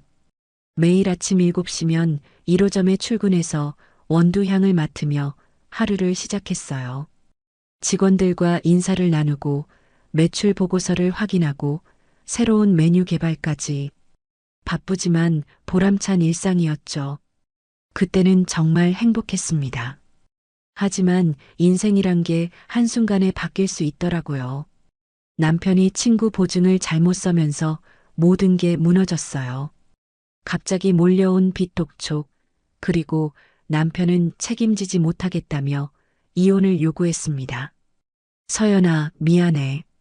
나 혼자 감당할 수가 없어. 남편의 차가운 목소리가 아직도 귓가에 맴돕니다. 20년 결혼 생활이 한순간에 끝나버렸어요. 카페 3호점도 모두 정리해야 했고 아파트도 팔아야 했죠. 그렇게 원룸으로 이사 온 게 작년 겨울이었습니다. 생계를 위해 뭐라도 해야 했어요. 나이 50에 가까워서 할 수 있는 일이 많지 않았죠. 고민 끝에 가정부 일을 시작했습니다. 사장에서 가정부로. 처음엔 자존심이 상했지만 살아야 했어요. 그렇게 소개받은 곳이 바로 장도연 회장님 댁이었습니다. 74세에 은퇴한 재벌 회장이라고 했어요. 서울 한남동에 있는 큰 저택이었죠. 대문을 열고 들어서는데 마당이 정말 넓더라고요. 첫 출근 날 떨리는 마음으로 현관문을 두드렸어요. 들어오세요. 낮은 목소리가 들렸습니다. 문을 열고 들어서니 키가 큰 할아버지가 서 계시더라고요. 흰 머리에 정갈한 옷차림. 나이에 비해 꼿꼿한 자세가 인상적이었어요. 김서연 씨죠? 저는 장도연입니다. 정중하게 인사하시는 모습에 조금 놀랐어요. 재벌 회장이라면 좀 더 거만할 줄 알았거든요. 하지만 도연 회장님은 달랐습니다. 혼자 계세요? 네. 아내는 5년 전에 세상을 떠났고 아이들은 각자 바빠서요. 쓸쓸한 미소를 짓는 모습에 마음이 짠했어요. 큰 집에 혼자 계시는 거였죠. 일을 시작했습니다. 청소, 빨래, 요리까지. 예전에 카페에서 음식 만들던 경험이 도움이 됐어요. 점심을 준비하고 있는데 도연 회장님이 주방으로 오셨어요. 서연 씨, 혼자 먹으면 밥맛이 없습니다. 같이 드시겠어요? 순간 당황했어요. 고용주가 가정부에게 같이 먹자고 하다니. 처음엔 사양했지만 워낙 정중하게 부탁하셔서 결국 같은 식탁에 앉았습니다. 음식 솜씨가 좋으시네요. 오랜만에 집밥 같은 맛이에요. 도연 회장님의 칭찬에 가슴이 따뜻해졌어요. 언제부터 이렇게 사람 대접받는 게 그리웠을까요? 회장님도 요리를 좋아하세요? 젊었을 때 아내한테 배웠죠. 지금은 라면 끓이는 것도 서툴러요. 웃으면서 말씀하시는데 어딘가 쓸쓸해 보이셨어요. 큰 집에서 혼자 지내시는 게 얼마나 외로우실까 생각하니 마음이 아팠습니다. 첫날이 끝나고 집으로 돌아오는 길, 버스 안에서 창밖을 바라보며 생각했어요. 예전에는 내가 사장이었는데 이제는 누군가를 돌보는 일을 하고 있구나. 처음엔 자존심이 상했지만 막상 해보니 나쁘지 않았어요. 무엇보다 도연 회장님이 진심으로 고마워하시는 모습을 보니 보람을 느꼈습니다. 오랜만에 누군가에게 필요한 사람이 된 기분이었죠. 원룸에 도착해서 간단히 라면을 끓여 먹으며 내일이 기대됐어요. 새로운 시작이었습니다. 일주일이 지나자 도연 회장님과 저 사이에 묘한 일상이 만들어졌어요. 제가 요리를 시작하면 어김없이 주방으로 오셨거든요. 처음엔 감시하시나 싶어서 긴장했는데 그게 아니었습니다. 서연 씨, 양파는 어떻게 써는 게 맛있어요? 이렇게 세로로 칼집을 내고 가루로 썰어주시면 돼요. 도연 회장님이 진짜로 배우려고 하시더라고요. 74세 나이에도 서툰 손놀림으로 열심히 따라 하셨어요. 보는 제가 더 조마조마했죠. 회장님, 다치시겠어요. 제가 할게요. 아니에요. 배우고 싶어요. 서연 씨가 없을 때도 혼자 해먹을 수 있게. 그 말에 가슴이 뜨끔했어요. 언젠가는 제가 떠날 거라고 생각하고 계신 거죠. 왜 그런지 서운한 마음이 들었습니다.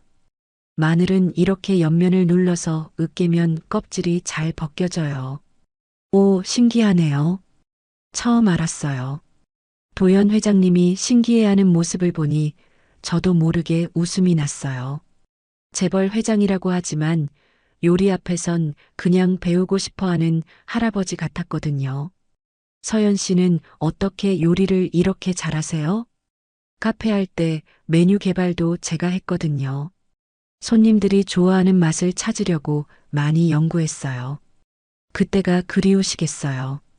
순간 손이 멈췄어요. 그리운 거죠, 물론. 하지만 이제는 받아들였다고 생각했는데 막상 말로 들으니 가슴이 먹먹했어요. 가끔요. 하지만 지금도 나쁘지 않아요. 서연 씨가 오시고 나서 이 집이 살아났어요. 서연 씨 없으면 집이 텅 비어 보입니다. 도연 회장님의 말에 심장이 쿵했어요. 무슨 의미인지 정확히 알 수는 없었지만 그 진심 어린 목소리가 마음 깊숙이 스며들었습니다. 고마워요, 회장님.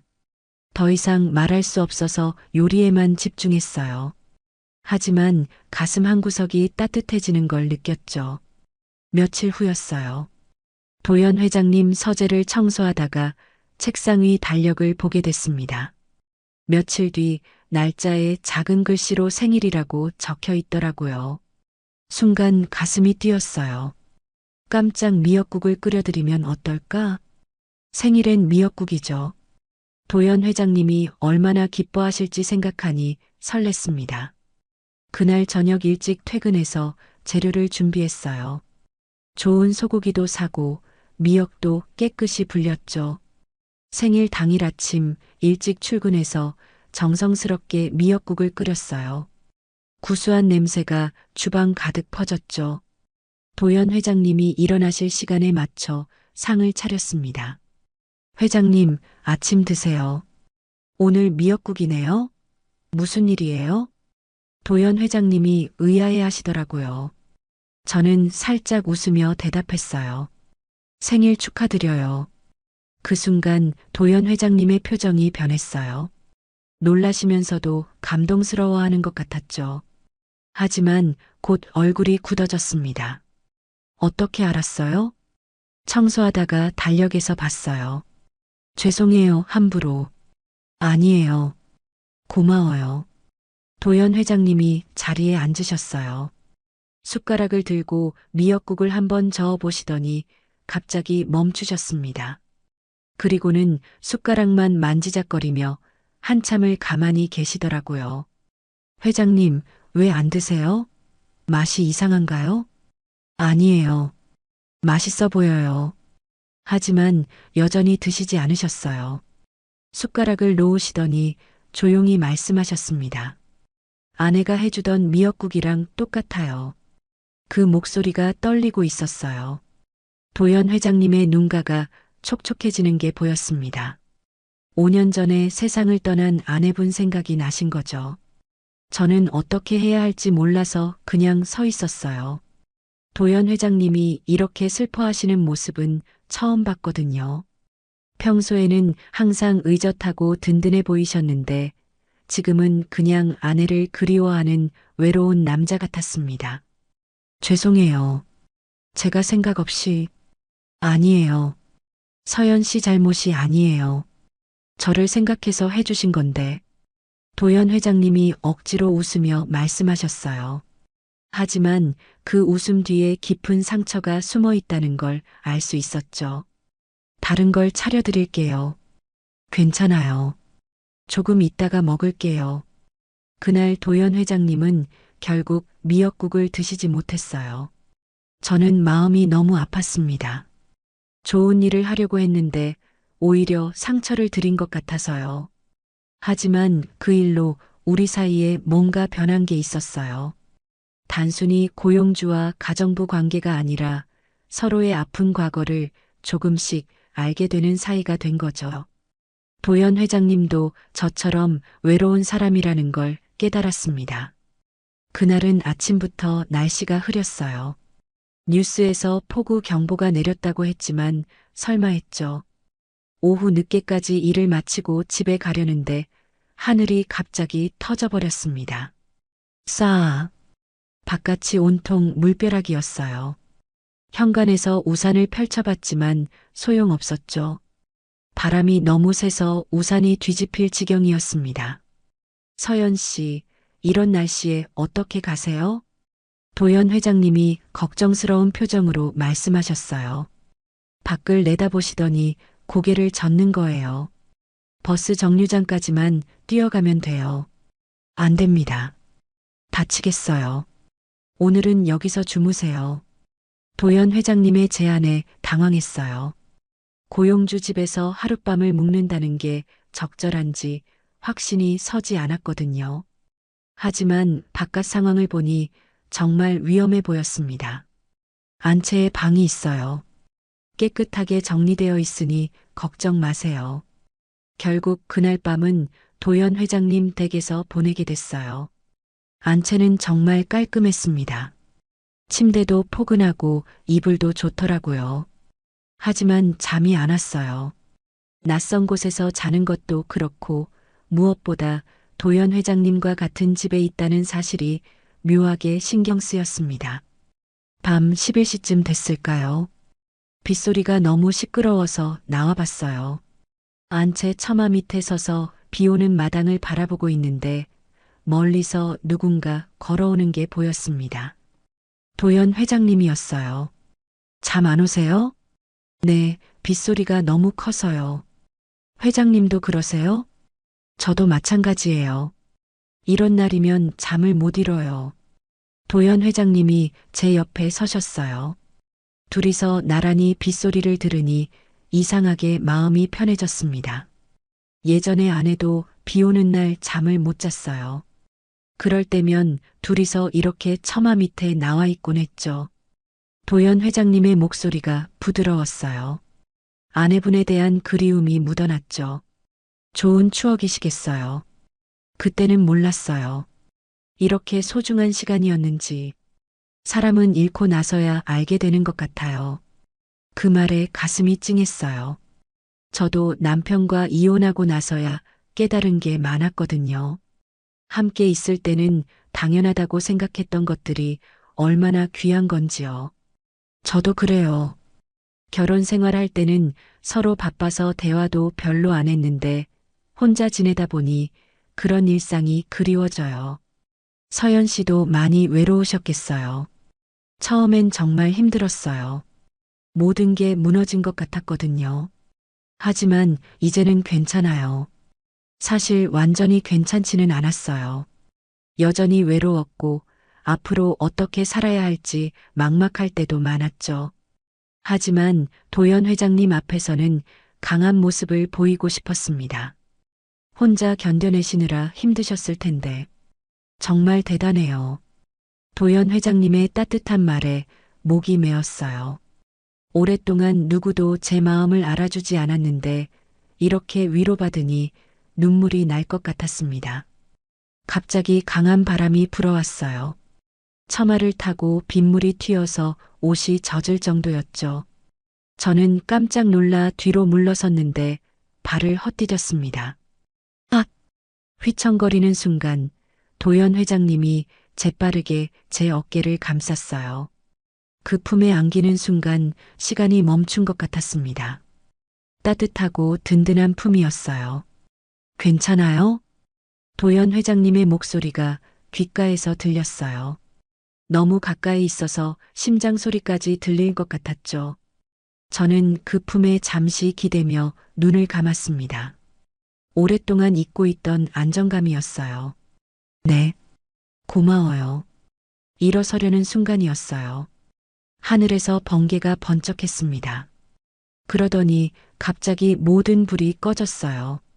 저택 전체가 암흑 속에 잠겼죠. 아! 저는 깜짝 놀라서 손을 놓쳤어요. 아무것도 보이지 않는 어둠 속에서 당황했습니다. 그때 따뜻한 손이 제 손을 꽉 잡았어요. 괜찮아요. 내가 있잖아요. 도연 회장님의 목소리였어요. 어둠 속에서도 제가 불안해할까봐 더 꽉 잡아주시는 게 느껴졌습니다. 그 순간 가슴이 뛰었어요. 마치 전기가 통하는 것 같았죠.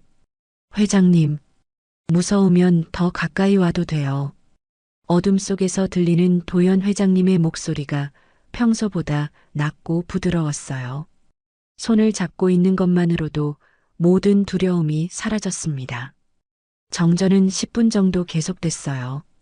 그 짧은 시간 동안 우리는 아무 말 없이 손을 잡고 서 있었습니다. 말보다 더 확실한 무언가가 오갔어요. 서로의 마음이 전해지는 게 느껴졌죠. 전기가 다시 들어왔을 때 우리는 서로를 바라봤어요. 도연 회장님의 눈에서 저와 같은 떨림을 봤습니다. 무언가 변한 게 있었어요. 더 이상 단순한 고용 관계가 아니었죠. 다음 날 아침 평소보다 일찍 깨어났어요. 어젯밤 일이 꿈만 같았거든요. 도연 회장님과 손을 잡았던 순간이 계속 떠올랐습니다. 세수를 하고 안채를 나서는데 가슴이 두근거렸어요. 주방에 들어서자마자 커피 향이 났어요. 도연 회장님이 이미 일어나서 커피를 내리고 계시더라고요. 평소엔 제가 아침을 준비했는데 오늘은 달랐습니다. 일찍 일어나셨네요. 잠이 안 와서요. 서연 씨는 잘 주무셨어요? 도연 회장님이 돌아보시는데 눈빛이 어젯밤과 달랐어요. 더 깊고 따뜻한 느낌이었죠. 저도 모르게 얼굴이 빨개졌습니다. 네, 감사했어요. 어젯밤에 저야말로 고마웠어요. 도연 회장님이 갓 내린 커피를 컵에 따르셨어요. 평소보다 정성스럽게 하시는 게 보였죠. 그리고는 조심스럽게 제게 내미셨습니다. 서연 씨가 좋아할까 해서 조금 진하게 내렸어요. 커피를 받는 순간 손이 살짝 닿았어요. 전기가 통하는 것 같은 느낌이었습니다. 도연 회장님도 같은 걸 느끼셨는지 잠시 머뭇거리시더라고요. 맛있어요. 향이 정말 좋네요. 커피를 마시며 말했지만 사실 맛은 잘 모르겠어요. 온 신경이 도연 회장님께 가 있었거든요. 뭔가 말씀하고 싶어 하시는 것 같았는데 계속 주저하시더라고요. 서연 씨, 네. 갑자기 도연 회장님이 진지한 표정이 되셨어요. 커피컵을 내려놓고 저를 똑바로 보시는 거예요.